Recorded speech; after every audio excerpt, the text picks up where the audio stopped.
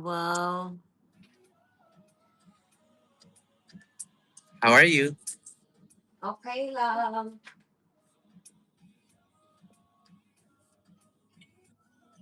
Ang drama mo naman kahapon, akala mo naman may drama kahapon, Chris. Maingay What, kahapon, hindi ko kayo marinig. what are you talking about? Sabi mo parang distance ako kahapon. Oh, medyo. Drama-rama. Hindi, naka-live kasi ako. Nasa taping ako, tapos naka-live ako. Hindi kita in-invite, kaya hindi tayo nakakapag-text. Siyempre, naka-live ako. Ang hirap naman mag-text pag naka-live. No worries.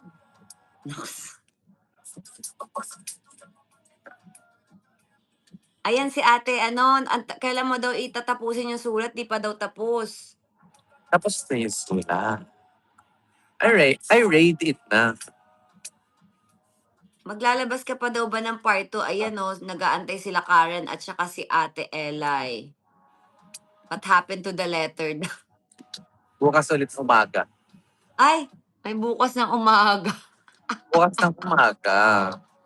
Kasi Sa pinahirapan mo ako eh. Sa bukas ng umaga ba may editing doon na umiiyak ka daw? Yan ang dapat makita nila. Ba't mo ako pinahirapan? Alam mo, naisip ko yan kasi di ba nung lumabas nga yung letter, Oh. excuse me, Katie, I love you. Di ba lumabas yung letter? Katie, say hi.